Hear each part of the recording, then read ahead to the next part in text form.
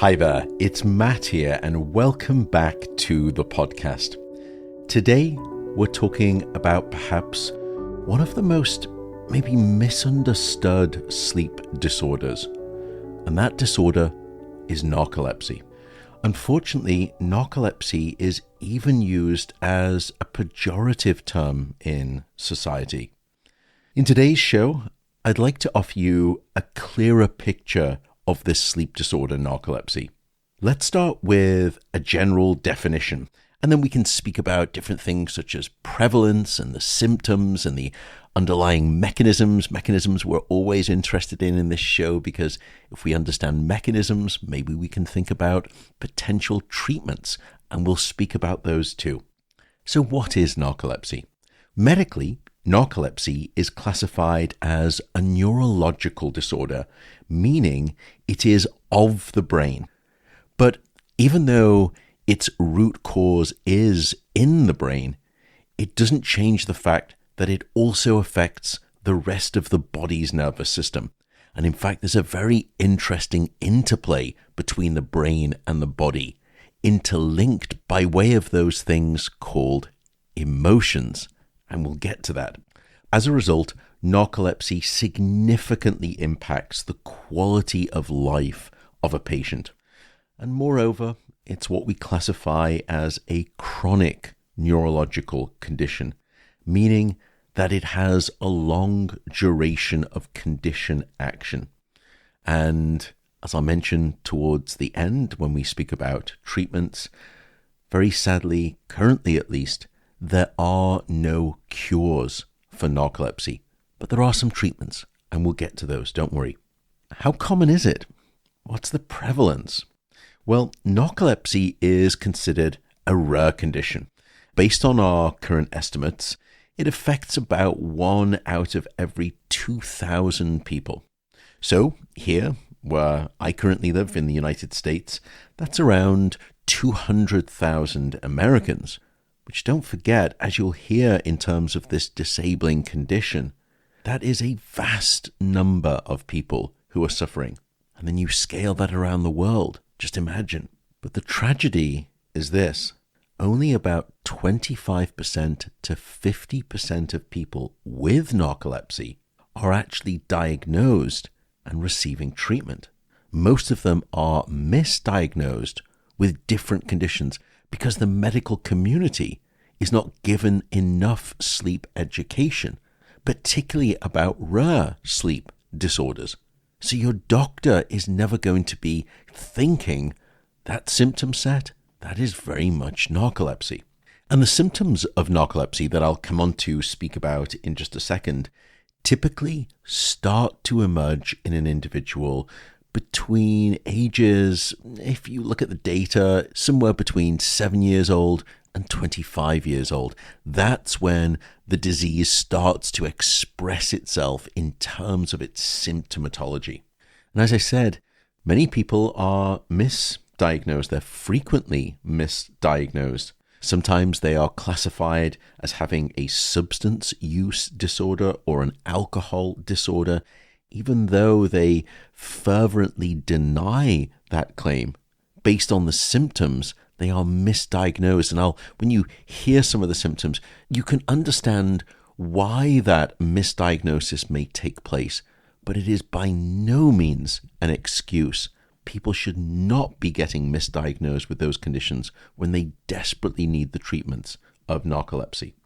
And as we'll come on to in the symptoms, narcolepsy often first presents, as it were, and that what we mean by that is it's often first noticed either by the patient or the family or the caregivers, and then reported to the doctor with one of the cardinal symptoms, which is significant daytime drowsiness, and also things called sleep attacks, which are these sort of overwhelming, irresisting urges to fall asleep.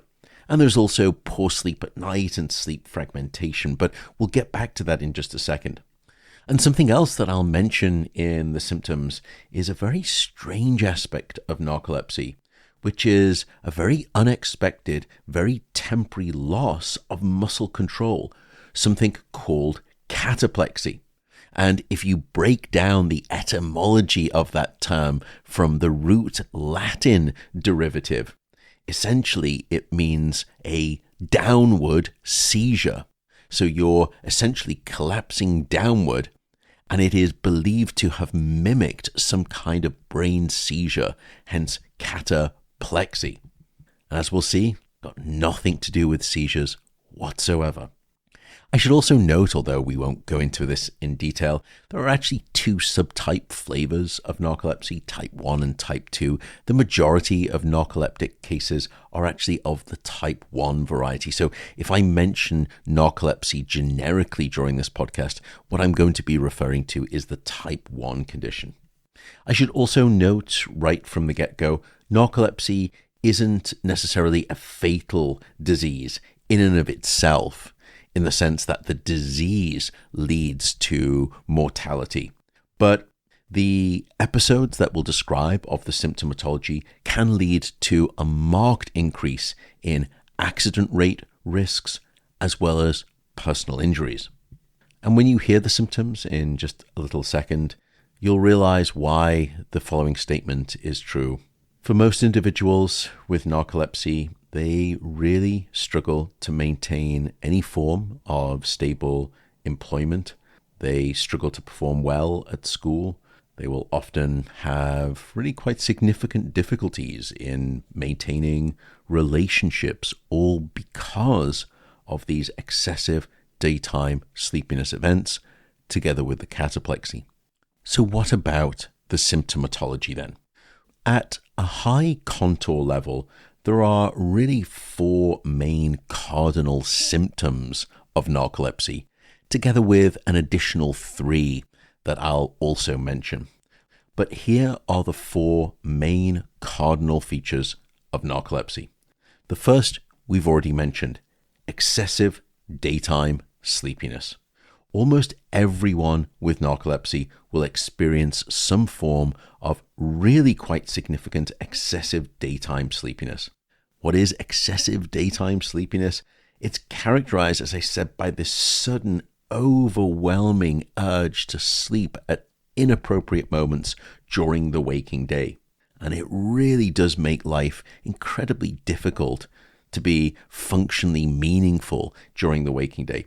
Now, I already know what some people are thinking out there as you're hearing me describe these sort of insatiable appetite levels of wanting to fall asleep during the day. I'm sure there are many people listening who are thinking, oh my goodness, I have narcolepsy. No, it's highly unlikely that you have narcolepsy. It's far more likely that you have something called not getting sufficient sleep. What you're describing, if you're feeling that, is just being excessively tired, having an accrued sleep debt, and feeling as though, if I'm on the train or I'm on the bus or I'm in a meeting and it's kind of warm in the afternoon time, I could probably easily fall asleep. That's not the level of insatiable desire that we're talking about here. It's hard to quantify, but some studies have tried to say, well, if you were to stay awake for 2 nights straight without any sleep at all, imagine the strength and the intensity, the concentrated desire that you would have for sleep. That is what these narcoleptic patients are experiencing during the day.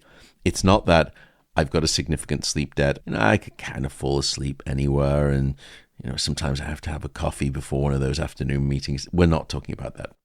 So that's the first symptom, excessive daytime sleepiness. The second is perhaps the most striking of all symptoms of narcolepsy. That is what we call cataplexy. Cataplexy involves a very sudden and, as I said, a temporary loss of muscle tone. And it ranges in severity. It can be as mild as just some sort of drooping eyelids and the head slowly going down, and sort of you can just see the shoulders droop down a little bit. That would be classified as a partial cataplectic attack. And then it can go all the way to the extreme, which is a full body collapse. Have you ever seen those If you go into toy stores, I'm going to age myself here because these are the types of toys that I was given as a kid rather than Nintendo Game Boys. You would get these little sort of horses or donkeys, and they would be standing upright on a little platform, and they looked like they were made out of sort of beads. And then if you depressed the bottom of the platform, the horse or the donkey, it would all collapse as if it lost all muscle tone. And then you'd release the button and the donkey would snap up straight and it regained all the muscle tone. When you depress the button and you get instantly, whoosh, a complete loss of muscle tone, total muscle paralysis, muscle atonia. Remember we spoke about REM sleep, the absence of muscle tone? Well, essentially it is exactly that, but it happens instantaneously and the person just collapses down. And they literally crumble with their legs from underneath them. It's just almost like a vertical collapse. What's happening there? Why is that happening? Well, we know that there is one very reliable, very potent trigger of these cataplectic attacks. And it's one of the most cruel aspects of narcolepsy. It's emotion, and strong emotion. A partner of today's podcast is the genetics service 23andMe.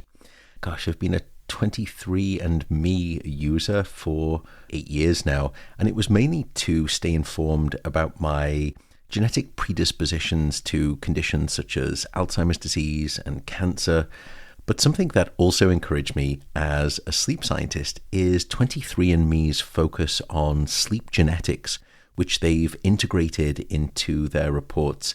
It's really pretty fascinating. Their sleep insights include information on whether you're genetically more inclined to be a morning person or a night owl. And you know from this podcast, we've spoken a lot about your chronotype, and that's what they will provide in terms of your genetics. They will also give you insights on how deeply you might sleep and whether you are predisposed to experiencing light sleep or even restless sleep.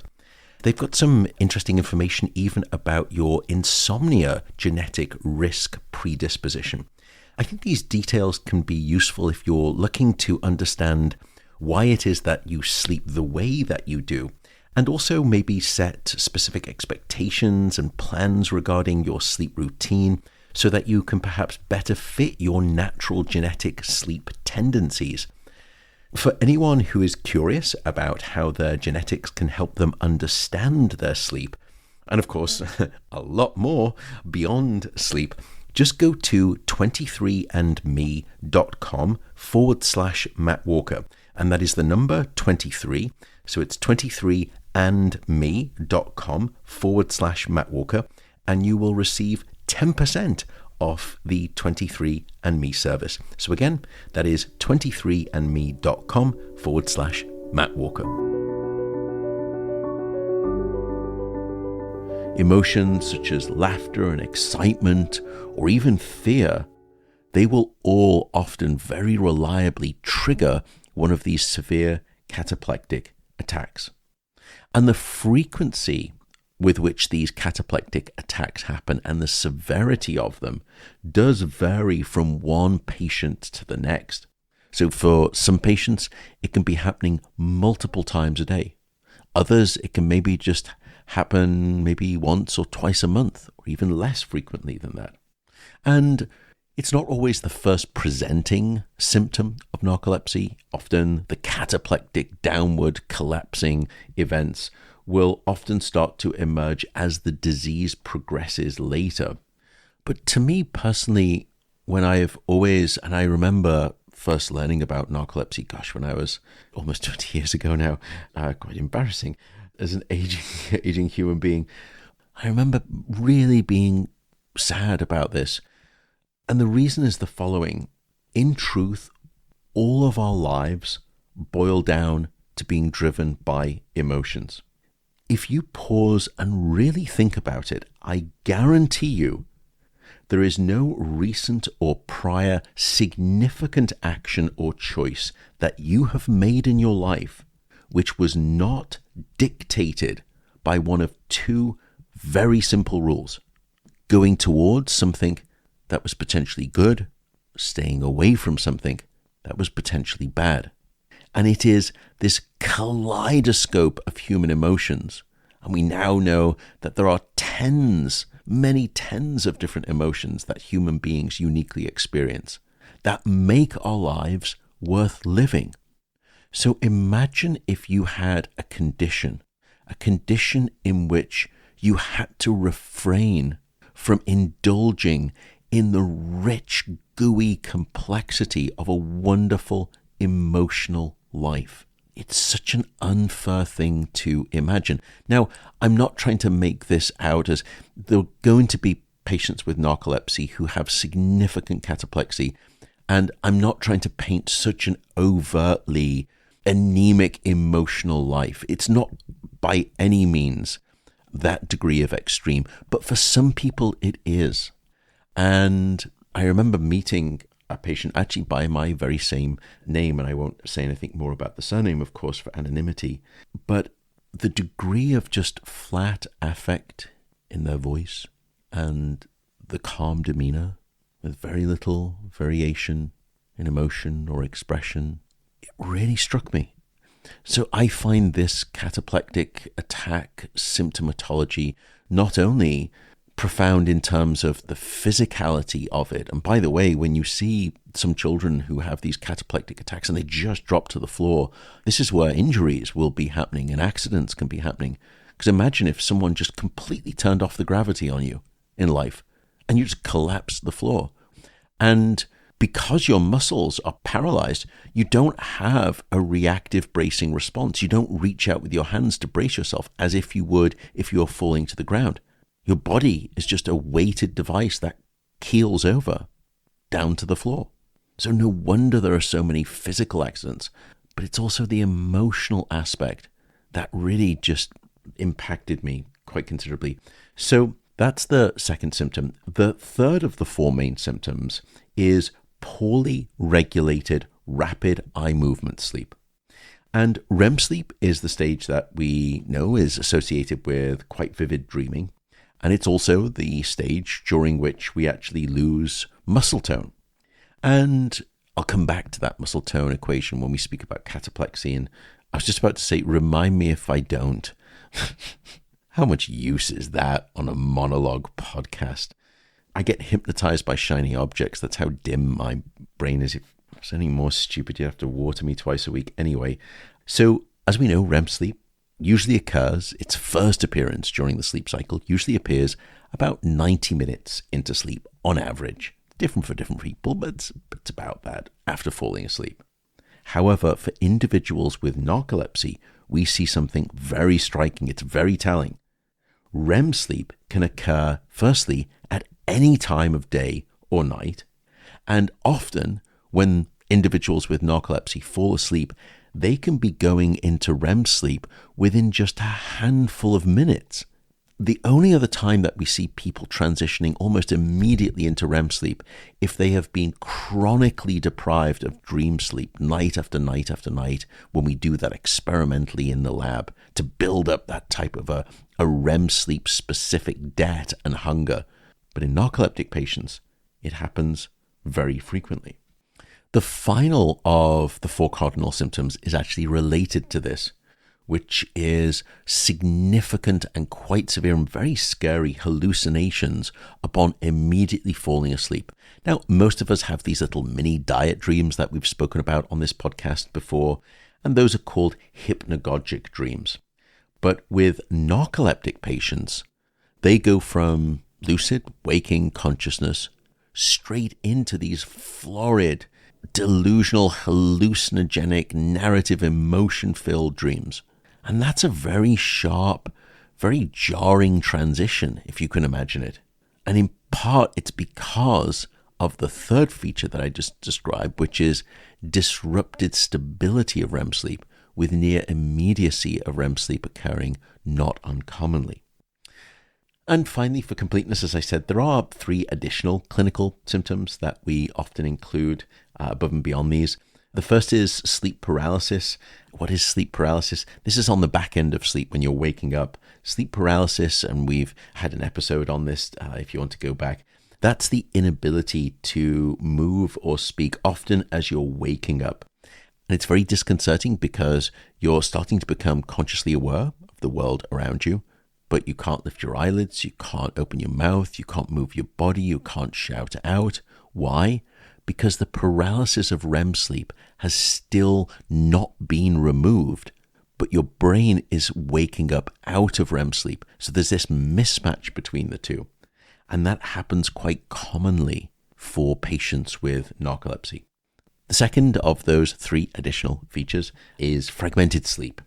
And despite what you would think, which is the excessive daytime sleepiness, individuals with narcolepsy really struggle to maintain some stable sleep at night.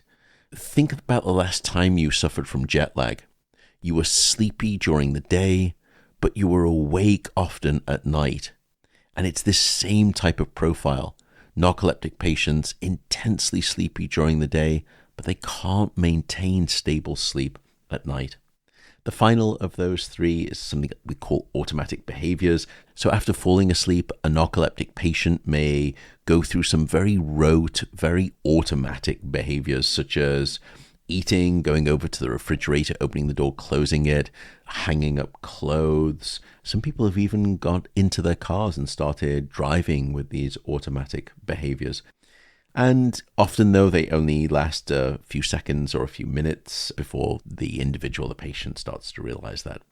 So how is narcolepsy diagnosed, you may ask? Well, most people or the parents of a child will go through their doctor to receive the first diagnosis. And that is often due to the presenting symptom that I mentioned right at the start, which is the cardinal symptom of excessive daytime sleepiness. And at that point, your doctor will, well, I should say your doctor should inquire about a medical history and conduct a physical exam to try to explore whether this is narcolepsy.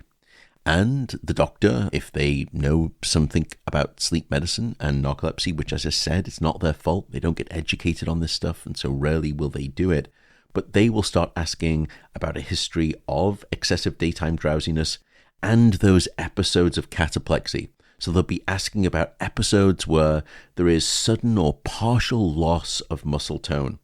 And if those symptoms are confirmed, your doctor will likely order an overnight sleep study and a daytime test that I'll just describe, along with several other tests to determine and confirm the suspected diagnosis of narcolepsy. And the common sleep evaluations that a doctor may order, firstly, is an overnight sleep study, and that's what we call the polysomnography. And there, the doctors are going to be measuring with electrical brainwave activity and muscle tone activity and eye movement activity. They're going to be looking for some of those symptoms. Remember, we said very quick, immediate entry into REM sleep, very fragmented sleep throughout the night. That's some of the things that they will measure with the polysomnography overnight sleep recording. Your doctor will also likely request a detailed sleep history, which may involve completing something called the Epworth Sleepiness Scale, or the ESS, as we call it in the trade. And it is really quite a simple questionnaire, and it assesses the likelihood of falling asleep in a whole variety of situations. It's also likely that the clinician will ask you to keep, or for your child to keep, a detailed diary of the sleep patterns that that person is having across usually about a week. And this will help your doctor start to understand the correlation between your alertness and your nightly sleep patterns. Often they will also ask you to wear a special kind of wristwatch, which is an activity monitor, which helps us try to understand when you're falling asleep and when you're waking up. Another thing that a doctor will order comes back to a daytime test, and this daytime test is called the Multiple Sleep Latency Test, or the MSLT. And this assesses how long it takes you to fall asleep during the day and how quickly you enter REM sleep. So now, instead of coming to the sleep laboratory at night and having all of those electrodes placed on your head, you come during the day. And all of those same electrodes are placed all over your head and your body. And now you'll be required to take maybe 3 or 4 nap opportunities throughout the day. And each one of those is usually separated by, depending on who's doing it, about 2 hours. And you see how repeatedly capable that individual is to be falling asleep multiple times throughout the day, nap after nap after nap, which should be, in a healthy, normal person, almost impossible to be able to repeatedly nap with even gaps of just 2 hours in between. If you can sleep, then wake up, and then sleep again, then wake up, then sleep again, that's highly abnormal. The final test that your doctor may ask for is something called a lumbar spinal cord puncture, or a spinal tap. And here you are usually laid on your side, and the doctors will insert a needle into the cerebrospinal fluid around the spine, and they will sample that cerebrospinal fluid to measure levels of a certain chemical. And we'll come back to what that brain chemical actually is that's circulating in the cerebrospinal fluid, or the CSF, and why it is so diagnostically relevant. However, it's not always performed. It really depends on the clinician and the challenge of the diagnosis. Now, at this point, you may be thinking, okay, so that's the prevalence, that's the symptomatology. What actually causes narcolepsy? Well, this comes on to the chemical that doctors would try to test for in the cerebrospinal fluid following the lumbar puncture. Because most individuals with the main type of narcolepsy, which, as I said, that's the type 1 narcolepsy, will exhibit a marked decrease in the amount of a brain chemical called orexin. And it's also known by another name called hypocretin. And orexin, or hypocretin, is essential for regulating our sleep-wake cycles. By the way, it also turns out to be essential for regulating our appetite too. But here our focus is on its ability to powerfully regulate your wake-sleep schedule. And much like a master switch in our brain that dictates when we're awake and we're asleep, this is the role of orexin. So imagine a light switch that perfectly controls a room's lighting. And when you reach over and you flick that light switch on, the room is bathed in beautiful bright light. And that symbols this component of wakefulness. So when the light switch is on and you've got this blazing amount of very bright light, that's sustained strong wakefulness across the day. And orexin acts like the finger that flips the light switch on into the strong waking position. And when orexin is switched off and darkness ensues, then all of a sudden the lights go out. Metaphorically, in other words, we transition over by way of the withdrawal and the reduction of orexin into this thing called sleep. So when orexin is being released, it fires up the brain and we have wakefulness. And when orexin is shut down in the brain, that's the signal for sleep. So it's the wake-sleep switch chemical. That's the best way that you can think about it. It's a little simplistic, but it's a great overall general rubric. However, in narcoleptic patients, this system doesn't work as it should. Why? Because narcoleptic patients, we've discovered, we in the royal we, of course, will suffer a significant reduction in the orexin-producing cells within the brain.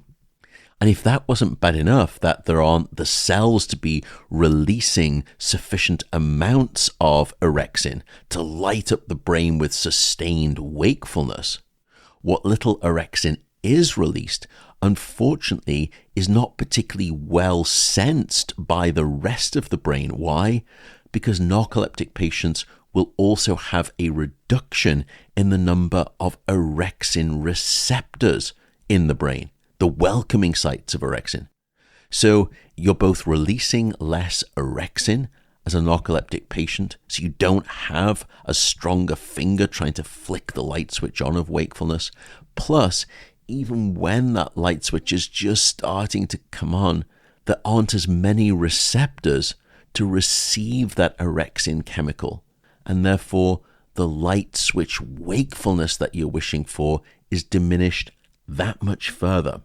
And perhaps actually, if you go with the analogy of a light switch, the narcoleptic brain, because of the deficiency of orexin, it's almost like one of those dimmer switches on a wall. You know, where you sort of slide it down and the lights dim and go off, and then you slide it up and the lights are on. You know, there's that middle point. If you just slide it very slowly down, you can get to that point. It's almost as though the light is flickering, where it's on, it's off, it's on, it's off, it's on, it's off. That's not dissimilar. I mean, it's totally simplistic, and it's obviously just, I'm using it as an analogy, but because of the deficiency of orexin in narcoleptic patients, you get to that middle point of flickering, and the brain is never able to sustain fully lights on, and it's never able to go into fully sustained sleep of lights off. And that's why you get excessive daytime sleepiness and sleep attacks during the day. And that's why you get fragmented, unstable, shallow sleep at night. A supporter of today's podcast is a comprehensive nutritional drink that I'm sure you've heard of, and one that I've genuinely been using for almost, 4 years to date, and I continue to use it. That is AG1. AG1, if you don't know, it's a nutritional supplement, and for me, I put it in my shakes that I make, my post-workout shakes, and it contains over 75 different minerals, vitamins, probiotic, prebiotics, you name it, and you consume it every day. By the way, for the record, I do buy my own. I hope that that's a testament, the fact that I'm using it, but also I just don't want to fall into any of the trappings of free product. It's perhaps good to also know that they are registered and approved by the Therapeutic Goods Administration. They also have GMP, or Good Manufacturing Practice badges and stamps. They are rigorous. So if you want to reshuffle the things that you're taking, such as multivitamins, etc., you can start by trying AG1. And you can try AG1 and get a free 1 year supply of both vitamin D and K2. And for listeners of this podcast, you can also get, in addition to those things, 5 free AG1 travel packs with your first subscription. So go over to drinkag1.com/Matt Walker. That is drinkag1, all one word, drinkag1.com/Matt Walker, and you can check out that. So at that point then, what are some of the risk factors that are underlying narcolepsy? Well, there are several. Some of the risk factors, firstly, include family history. There is some degree of a genetic component. Having a first-degree family member, such as a parent or a sibling with narcolepsy, can lead to anywhere between, if you look at the data, a 20 to 40 times greater risk of you developing narcolepsy. However, the percent of cases that actually run in families, if you look at the data too, is actually quite small. The second risk factor is actually age, as we've spoken about. There are actually 2 peak age ranges. If you look at when people are getting diagnosed with narcolepsy, there does seem to be this bimodal distribution. The first wave seems to hit around age 15, and then for others, it seems to hit around about a mean age of about 36. But as I said, it can occur across a broad variety of ages. We also know that previous brain trauma and traumatic physical brain injury, in rare instances, narcolepsy can occur after severe head trauma to specific parts of the brain that regulate wakefulness and REM sleep. We also know that some brain tumors may cause narcolepsy, but again, those are very, very rare circumstances. Let's come on to some complications. What are narcoleptic patients facing here? Well, people with narcolepsy often suffer from depression and anxiety, as you can well imagine. I should note, by the way, that the depression and anxiety rates, which are markedly higher, it's actually unclear whether these are symptoms of the condition itself or they are consequences of the symptoms because of how diminished the quality of life becomes. Due to the excessive daytime sleepiness and also those cataplectic downward falling attacks, an individual's social life is often affected. For example, you may have difficulties staying awake during social gatherings. You may lose muscle tone when you're laughing with your friends. It is very, very challenging. Many people with narcolepsy, we find, have excessive amounts of weight or are overweight, possibly due to low activity levels during the day because you're excessively sleepy. Also, slower metabolism has been a finding in the literature. And on average, adults with narcolepsy weigh, if you look at the data, somewhere between about 15 to 20% more than the general population. So that finally brings us on to some treatment options for narcolepsy. As I said, narcolepsy is a chronic neurological condition, meaning it's long-lasting. And whilst there aren't any cures right now, treatments are available to help manage some of the symptoms. Medications, lifestyle adjustments, and avoiding hazardous activities can all play a part in managing the life of a narcoleptic patient. And there are, firstly, several medications that doctors use to treat narcolepsy. The first are a class of drugs that we call the alerting agents. And these include things like modafinil or Provigil, or another one of its like-kind brethren called Nuvigil. Sometimes doctors, not often, but sometimes will also prescribe Ritalin, which is methylphenidate.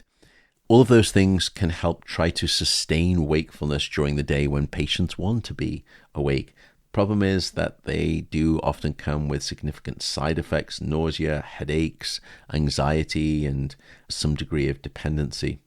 The second class of drugs are the serotonin norepinephrine reuptake inhibitors, or what we call the SNRIs. These serotonin norepinephrine reuptake inhibitors, and these include things such as venlafaxine, or Effexor is its label name. They can help treat aspects of the cataplexy, the hallucinations, and some of the sleep paralysis, in part because those drugs will often reduce or significantly at least decrease REM sleep, and those things are related to REM sleep. There are side effects, digestion problems, insomnia, weight gain, loss of interest in physical intimacy. There are also a related class of drugs called the selective serotonin reuptake inhibitors. Many of you have heard of these SSRIs, and those include things like fluoxetine. You probably know the brand name, which is Prozac, and they can help regulate some aspects of sleep and also improve mood. However, the side effects, again, are non-trivial, and it can be a real challenge for many people too. I would note, by the way, that there is a very recent treatment option that has just received FDA approval in more recent times, and it's called Lumryz, and it's spelled Lumryz. It is essentially an extended release formulation of something called sodium oxybate. Sodium oxybate is a medication that's primarily used to treat symptoms of narcolepsy such as cataplexy and excessive daytime sleepiness. The active component of sodium oxybate is actually called gamma hydroxybutyrate, or GHB. And while the exact nature or the way in which GHB works in narcolepsy isn't fully understood, it's known to interact with the brain in several different ways to try to help with some components of the narcoleptic condition, as I said, including the cataplexy and the reduction of those cataplectic attacks during the day, and also the excessive daytime sleepiness. I should also note, by the way, that there is still emerging hope. Last I checked databases, there are probably about 80 clinical trials related to narcolepsy that are currently underway with new investigational drugs and different variants of sodium oxybate, different variants of selective norepinephrine reuptake inhibitors, as well as some novel modafinil combinations. So there is a growing interest and movement by way of medicine and the pharma companies to try to help treat narcolepsy. And I think just more of it would be helpful. I know it's a rare condition, and so financially, you can imagine for the bean counters in big pharma, which you can recognize the reasons why, ends up not being very appealing because the market opportunity is not particularly large. But goodness me, is the need for that based on the disability absolutely essential. So that's the sleep disorder narcolepsy. We mentioned that it is a chronic neurological condition that disrupts the sleep-wake cycle, and it leads to excessive daytime sleepiness and these sudden sleep attacks. And it can also lead to these really quite disabling cataplectic, these downward seizure-like, and again, it's not a seizure, this is from the Latin derivative, but these cataplectic attacks of complete loss of muscle tone. Essentially what's happening is that the emotion is triggering the REM sleep paralysis mechanism that we've spoken about many times here. And when the patient collapses, they are in complete physical incarceration into their body. They've lost all muscle tone. And you think that they're asleep during the cataplectic attacks, by the way. They're not. They're awake. The sleep attacks are something very different, but they are essentially just locked into their body, but they're awake. It's a really very strange and very disabling situation. Again, we don't quite know what is causing the initial loss of the orexin system in narcoleptic patients. I would note something that I didn't mention before that only now occurs to me, that there are some, I think, really quite strongly supported theories out there right now that the dismantling and the deterioration, the degradation of the orexin system within the brain of patients with narcolepsy may have something to do with an autoimmune response. And the immune system, unfortunately, fails or falters, and it starts to attack inappropriately the orexin system and degrade it. That's our current leading theory. And we mentioned that essentially what's happening here is that with that deficiency of orexin, you get this very unstable wake-sleep light switch within the brain. We mentioned that there is no cure, but there are some emerging treatments, both very well validated treatments, but also some emerging treatments as well too. So I hope that was informative and potentially helpful to some folks out there. It is just so critical to raise awareness and actually I would also say compassionate support for those who are suffering from sleep disorders. And if this podcast can do a little bit towards that, then I would hope that we could certainly contribute. So thank you so much again for tuning in to this episode. You are wonderful people, wonderful, wonderful people to support this podcast by way of listening, downloading. If you want to refer people to it, that's great. Spread the word. The more we can try to educate the public globally about sleep and try to see if we can start to help solve this, what appears to be a non-trivial sleep loss situation in society, I would be so thankful. So thank you, thank you, thank you. Take care and bye for now.